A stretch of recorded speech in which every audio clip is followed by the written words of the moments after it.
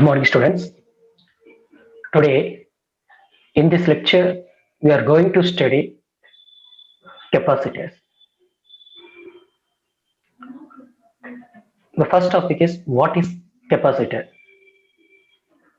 So here, the capacitor is one of the passive components because the passive components are having three properties. One is resistance properties, capacitance, and inductance. So now our capacitor is one of the passive components like resistors. So capacitor is also known as condenser. Generally, our capacitor is used to store the charges. So here, the charges, it can be stored in the form of electric field. Definitely, our capacitors plays a major role in many electrical circuit as well as in electronic circuits. I hope now you understand about the capacitors. It means capacitors which has the ability or the capacity to store the energy in the form of electrical charge. It producing the potential difference across its plates. So more or less it is like a small rechargeable battery. You got my point? Next, construction of a capacitor. So the basic construction of all capacitor is of you take two parallel metal plates. These two parallel metal plates are separated by an insulating material. So insulating material which is called insulating dielectric. So an insulator is a material which is non-conducting. That is, it shows a high resistance to letting to the electric used is air. So other type of dielectrics are oil or paper. So real capacitors are made by taking thin strips of metal foil and the appropriate dielectric material and sandwiching them together. So this is how you are going to construct your capacitor.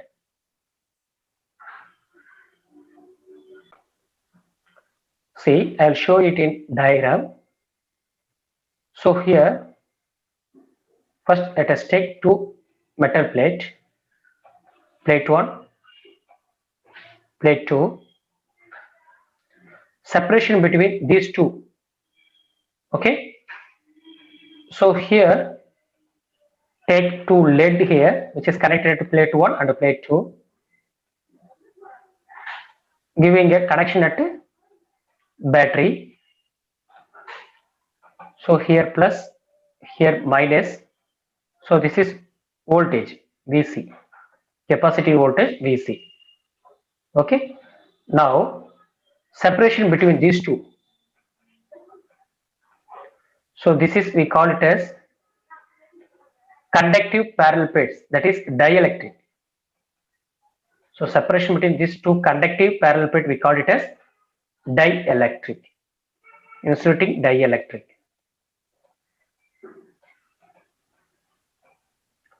So here the positive lead are connected to one end of these parallel plates. So here the charges is Q plus,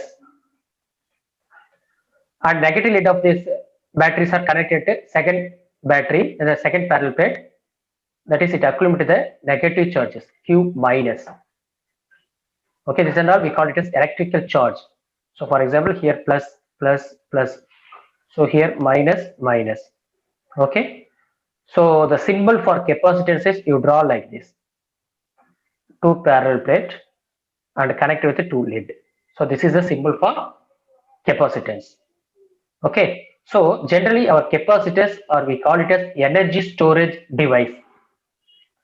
So which have the ability to store the electrical charges across its two conducting parallel metal plate. Now our capacitor stores the energy as a result of their ability to store the charge. Generally, our ideal, once again I repeat, the capacitor stores the energy. So as a result of their ability to store the charges. If you take the ideal capacitor, it would not lose its stored energy. Ideal capacitor, it doesn't lose its stored energy.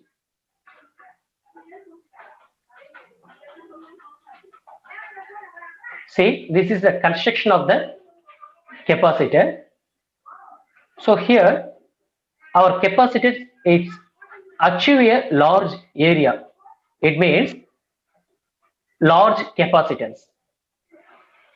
So by doing something tricky, such as putting a dielectric between the two layer of metal foil and rolling it up like in the figure. See, look at this diagram. So here we have the negative charge connection. So this one is, we call it positive charge connection. So here we have the two metal plate which is separated by this insulating dielectric. So here we have this aluminum foil, then and it will be enclosed with the plastic insulation. Okay, so generally our capacitor, it consists of two metal plates. It is separated by dielectric. So here the dielectric, it can be made up of many insulating material. As I said earlier, no. So air, glass, paper, oil, plastic. These are all we call it as dielectric material only. Right? Now our capacitor is capable of storing the electrical charge as well as energy. Suppose if you take the higher value of capacitance, it means the more charge the capacitor can store. Higher value of the capacitance means the more charge the capacitor it can store. The larger the area of the plates, or the smaller their separation of their mode, the charges of the capacitor can also store. When the capacitor is said to be fully charged, it means when the voltage across its plates equals to the supply voltage. When the voltage across its plates is equal to the supply voltage. Okay, that time we can say our capacitor is fully charged. See, capacitance. Capacitor is so called because it has the capacity to store the charges, just like beaker storing a liquid. Okay, that is capacitance. Capacity is so called as because its capacity to store charges. Okay, let us take the one beaker. The beaker definitely can store in some liquid, isn't it? Likewise. So capacitors are marked with the value which indicates their capacitance. The ability to store charge. It means their ability to store charge. Capacitance can be thought of as the electrical capacity of the body. Generally, it is measured in the unit is farad. Okay, the capacitance is measured in farads, which is very large unit, so called microfarad. Which is used in large unit means we call it as microfarad.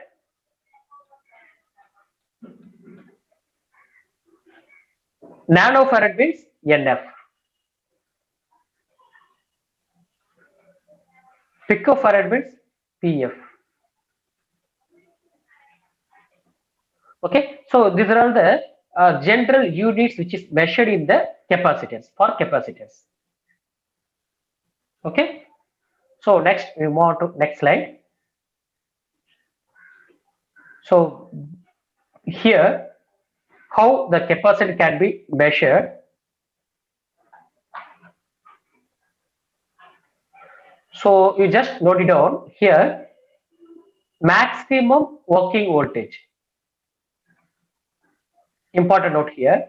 If the voltage across a capacitor is too high, the insulator between the plates fails to insulate. Okay, you just keep this note in your mind. If the voltage across the capacitance is too high, the insulator between the plates fails to insulate. So the charges passes from one plate to another. Now it starts to pass from one plate to another plate because our insulator is getting failed. It's not working. So what will happen? The charges can move from one plate to another plate. So capacitors are usually marked with maximum working voltage to help their user to avoid this kind of situation. That's why every capacitor should have been marked. Okay, so what is the maximum working voltage of this capacitor? It should be marked in your capacitor, right? So a good rule of thumb is to never place a voltage across the capacitor which exceeds about 2/3 of this value, especially for alternating current circuits, AC circuits. Okay, so let us enter into the mathematical notation, how our capacitors can be represented in mathematical form. The statistic description of the way capacitors behave would to say Q equal to C into V. Q which is equal to C into V. So it means Q, capital Q is the total charges. So this C, it represents the measure of how big the capacitor is. And V is the voltage across between these two conducting plates. Am I clear? So Q which is equal to C into V. So for that, this is mathematical form for static description. Suppose dynamic description means here one that changes with the time would be say that current, that is I equal to C into differentiation of voltage, that is C into dV by dt. So this is just the time derivative of the static description, but here C is constant with respect to time. I is the rate at which charges flow. So here essentially this says the bigger the current, the faster the capacitor's voltage changes. Okay, the bigger current, the faster the capacitor voltage is change. Okay, so next we move on to classification of capacitors, how the capacitors it can be classified. So capacitors generally it can be classified into two forms. One is polarized capacitor and another one is unpolarized capacitor. So under the polarized we have electrolytic capacitor, tantalum capacitors and super polarized capacitors, because all these capacitors can have the positive electrodes and negative electrodes. So we call it as polarized capacitors. Next one is unpolarized capacitors.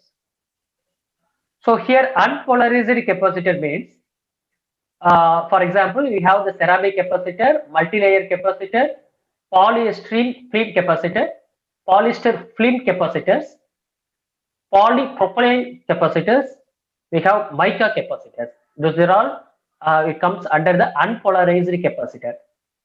Why I am saying it is unpolarized means because they don't have positive electrodes and negative electrodes. Okay, this is how our capacitors can be classified. Let us see one by one.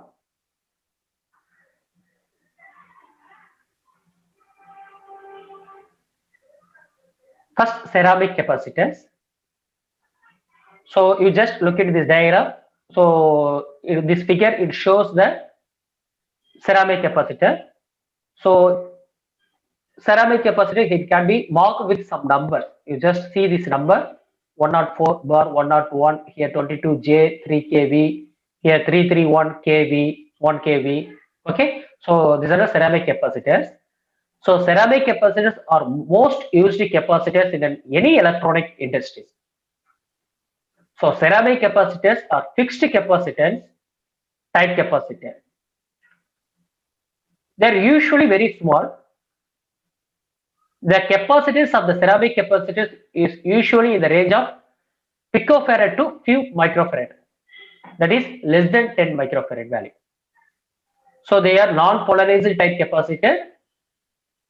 It can be used in both DC circuit as well as AC circuits. Okay, so mostly in any electronic industries, they are using ceramic capacitor type only, because ceramic capacitors are usually very small, because their physical dimension and their capacitance value, all these are very small value, which means it starts from picofarad to few microfarad ranges. So mostly our capacitors can be used in both DC circuit as well as AC circuit. Next, electrolytic capacitors. You just see this diagram. This diagram. It shows it tells about the electrolytic capacitors. How the electrolytic capacitor be like. Okay. So here the electrolytic capacitors are one of the polarized capacitor. So, but here they may be connected correct way round. At least one of their leads will be marked as positive, plus sign or negative sign. So here any one, okay. So it should be marked as plus sign or minus sign, because it is very easy to find the values of electrolytic capacitor, because they are clearly printed with their capacitance value and the voltage rating value at the label of this electrolytic capacitor. See, this diagram shows the some values of 1000 microfarad. So you can easily able to find out the values. Okay, so this is electrolytic capacitor. Next, I will show you the tantalum capacitors. So look at this shape. So the shape is more familiar shapes. Okay, so here the tantalum bead capacitors are polarized, because we have the low voltage rating like electrolytic capacitors. So here also usually the plus symbol, you look at this symbol plus. So this plus symbol is used to show the positive component lead. So nowadays we have the tantalum bead capacitors are printed with their capacitance voltage also and the polarity also in full form. But older one we use the color code only. By using the color code system, that is we have the two strike colors for two, it represents two digits, and it's part of the color of numbers are zeros to give the values in microfarad. Okay, so based upon the calculation only, you can find out their value of the capacitor, that is tantalum capacitor. For example, look at this shape, unpolarized capacitor, that is tantalum capacitor. The small value is up to 1 microfarad. So here it may represent 0.1, here it represents M. So the value should be printed, but without multiplying. But so now you have some work. You do it, okay, for to find out the value. That is based upon your experience to work out this method. That what the multiplier it should be. For example, suppose here the 0.1 it printed on this capacitor. It means, so based upon the experience, I found out 0.1 means 0.1 picofarad, because sometimes its multiplier is used in the place of decimal point. For example, 4n7. Okay, 4n7. It means 4.7 nanofarad. 4.7 nanofarad. This is how to find out the value of the capacitors. Suppose in your capacitor, if you have the number code, okay, so how to find out this value? So number code is often used as small capacitors. Printing is difficult, because the first number, look at this first number. The first number is the first digit, and second number is the second digit, and third number is the number of zeros to give the capacitance in picofarad. Am I clear? First number is the first digit, second number is the second digit, and third number it will give the number of zeros to give the capacitance in picofarad. So if you have any letters it come followed by this number, you just ignore it. Don't bother about the letters and all. Okay, you just look at the numbers only, because they just indicate the tolerance value and the voltage rating value. For example, 102 here in this capacitor they represent as 102. This 102 means I put 10. First letter I put it as first digit, and second number I put it as second digit. But the third number is 2. So it means I just add the 2 zeros to this number. Okay, now 1, 0 and 00 in terms of picofarad. So I put picofarad. Okay, don't say it is as 1 or 2 picofarad. Okay, don't say it is as 1 or 2 picofarad. It is 1000 picofarad. Likewise, you can say. Okay, for example, I'll show you here. Suppose in this place we have 502 or 503. Okay, the number is 503. So how to find out this value? You first put 5 as a first digit. So here second number is 0. I put as a second digit.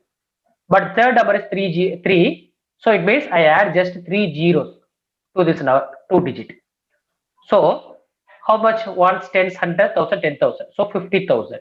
For 50,000 picofarad. Okay, you don't say 503 picofarad. Okay, it is wrong one. Okay, you can say 50,000 picofarad. This is the correct one. Okay, so this is how you have to measure the value of this pendulum capacitors. Okay, sometimes the unpolarized capacitors, yeah, letter. Okay, so already I told you capacitance value. Just to find out the numbers alone, you just ignore the any characters, that is any letter. Okay, but why I am saying it's because the letter it represents the tolerance value. Okay, that's why I just ignore the letter. So tolerance means, for example, in your diagram. Okay, so for example 472J. Okay, 472J. The capacitor is printed as a 472J. It means first you put it out, digit is 4, second digit is 7, then you add the 2 zeros. So 4700 picofarad. This J it represents 5% tolerance. Okay, J it represents 5% tolerance. So now your capacitance value is 4700 picofarad. Okay, with 5% tolerance. Okay, next unpolarized capacitors, capacitor with the color code. First number system, then capacitors represent as small values. Okay, now third category is color code. So based upon the color code, you find out the value, right? So next we want to capacitors, how the capacitor can be connected in your electric circuit. Okay, usually the capacitor can be connected in two form. One is series form and another one is parallel form. Okay, now look at the structure. Now your all the capacitors, n number of capacitors are connected in series. So series means two or more capacitors are connected in a single line. That is, positive plate of the one capacitor is connected to negative plate of the next capacitor. Okay, positive plate of the one capacitor is connected to negative plate of the another capacitor. Okay, this means series connection. Now we find out the total charges stored in these capacitors. That is Qt, which is equal to Q1 equal to Q2 equal to up to Qn. Okay, so all the charges will be here equal only. Next, find out the current.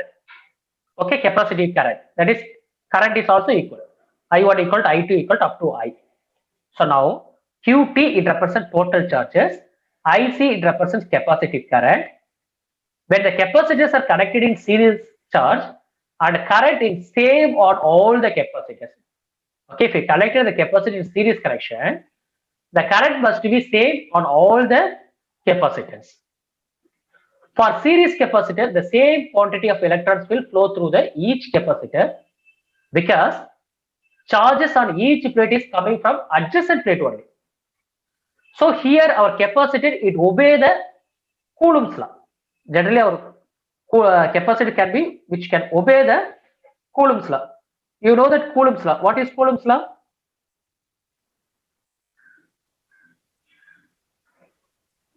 Because Coulomb's law means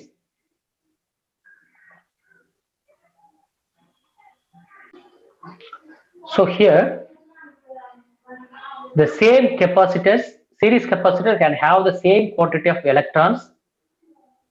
It will flow through the each capacitors because the charges on each plate is coming from the adjacent plate. So Coulomb charges is here same only.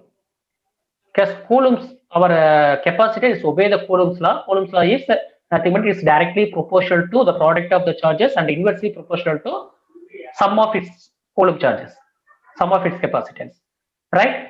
So as a current is nothing but the flow of electrons, and the current is also the same here. For example, equivalent capacity of two capacitor series means 1 by C equivalent capacitance, which is equal to 1 by C1 plus 1 by C2. So 1 by C equivalent, which is equal to C1 C2 divided by C1 plus C2. So product of two capacitance value divided by summing up of this capacitance value. This is for series connection. So whereas it comes to parallel connection, so here the total capacitance values get increased because here some application where higher capacitors are required. Look at this diagram. Capacitance 1, capacitance 2, and capacitance n number of capacitors connected in parallel form. So here, which are connected parallel, it means it can have the same voltage. Series means we have the same current. Okay, but parallel here we have the same voltage. So voltage is applied between this input and output terminal of this circuit. So total voltage which is equal to V1 equal to V2. Similarly, we have to find the equivalent capacitance of these two capacitors which are connected in parallel. So C equivalent which is equal to C1 plus C2. Okay. So series connection means here 1 by C equivalent which is equal to C1 C2 divided by C1 plus C2. C equivalent for parallel means C1 plus C2. Next, we want to function of capacitance. So let us consider the circuit setup. Here this is one setup I show here. So here we connected battery and I will connect with the ammeter. Okay, here there will be some connection, open and closed type switches. Okay, now we find out how the ammeter, this is how the steady reading. It shows the reading is 0. Again, it flick back and forth. So flick on one side and coming back to 0. Okay, let us check. Now let's place a large metal plate at each of the connectors a few millimeters apart. So what will happen when the switch is closed? The ammeter, it will show the steady reading, okay, constant reading, or it will show the reading of 0, or it will show the flick back and forth, or flick on one side and coming back to again 0. Series diagram. Battery, ammeter, I connect with one capacitance, then switches, right? Now let us extended this by using galvanometer on both sides of the capacitors. Now using the two-way switches, what will happen when the switch is connected to P? Look at this diagram. Okay, so I use this here too. So the ammeter, now your ammeter, it will show neither move, or at a time both flick briefly to left side, or it may both flick briefly to right side, or they flick in opposite direction. Okay, suppose if after moving this point P galvanometer, the switch is moved to 0th position. So now what will happen? Neither moves, or both flick briefly to left side, or both flick briefly to right side, or they flick in opposite direction. Okay. So suppose instead of moving the P to the first step, the switch is first to move to O. Now the same direction, neither moves, both flick briefly at left side, and both flick briefly at right side, or the flick in opposite direction. Okay. Now, likewise, the behavior of our capacitors can be, value of the capacitors can be, you can be read through this ammeter. Okay. Next, move on to how our capacitor can be charging and discharging. Because we say that the capacitor is charged up when connected to P and discharged when to. Okay, for example, how the capacitor, see this diagram here, I connected with the battery. So one end terminal of this battery is connected with one end of this metal plate, and another end of this battery is connected to this other end of this metal plate of this capacitor. Okay. Now the plate on the capacitor attaches to the negative terminal of the battery. It accepts the electron that the battery is producing. Okay, one end is it accepts the electron. The plate on the capacitor that attaches at the positive side. So now it loses the electron. Okay, when negative side it accepts, the positive side it loses this electron to the battery. So once it's charged, the capacitor has same voltage as the battery. Once it's charged means the capacitors have the same voltage level as the battery level. But now I have the questions. Here you have a battery, one electric bulb, that is light bulb, and one capacitor. If they are connected like this, what will happen to this bulb? Okay, let us check. This is your practical questions, right? Now, first thing is it will never glow, isn't it? Second one is it will glow as long as battery is connected. And third option is it will first glow and then keep dimming, and finally it will be turned off. So there will be three possible results will be shown here. Okay, now let us move to discharging capacitors. So discharging means the same circuit, let us take the same circuit, but here you remove the battery. Instead of battery, you just connect it with the wire. Okay, now current will flow from one plate of the capacitor to other plate of the capacitor. Now the bulb will light initially, it will get lighting and then dim as the capacitor discharges until it completely wash out. Okay, so color code was used in the polyester capacitors for many years, but it is now obsoletely. Of course, there are many still around. So color should be read like a resistor code.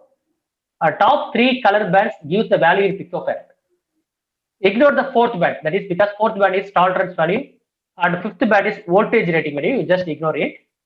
For example, if your color code is brown, black, orange, okay, if your color code is brown, black, orange, which means 10,000 picofarad. So here, because there are no gap between the color band, so the two identical bands is actually appears in white band. For example, white band means here red yellow color. So the value for the red yellow strip is 220 nanofarad. Okay, 220 nanofarad. Am I clear? Right. So within this, I conclude my topic. Finally, giving the some useful information to convert picofarad to nanofarad, nanofarad to microfarad, and microfarad to farad.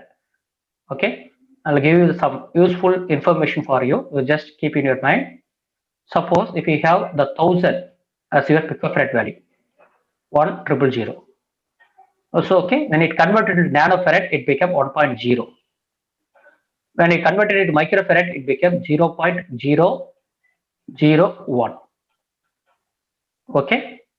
So next value, suppose if we have 10,000 as picofarad value, 10,000 picofarad. When we converted it to nanofarad, it became 10.0.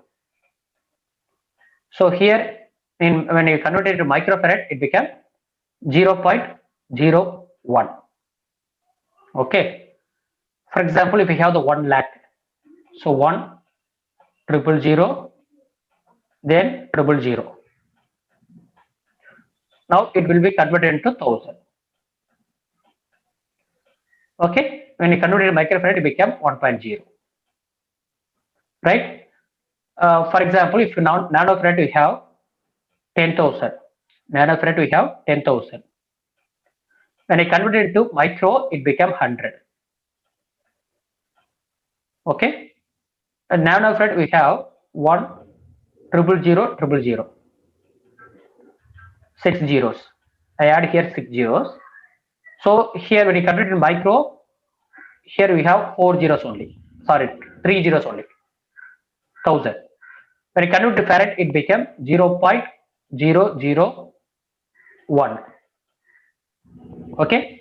Now when it comes to microfarad, suppose if you microfarad have 10,000.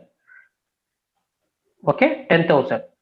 When I convert it into farads, it becomes 0.01. 0.01. Suppose if we have 6 zeros, so triple zero, triple zero, 5 zeros. First you have to add 5 zeros. 2, 4, 5. So now it became 0.1. Now we add 6 zeros. So 1, 2, 3, 4, 5, 6. When I converted it to farad, it became 1.0. Okay. So this is for you our kind information about we can construct the simple table to help us to convert between the picofarad to nanofarad, nanofarad to microfarad, microfarad to farad. Okay. So it is this I conclude my topic. So thank you for watching this video, students. Thank you.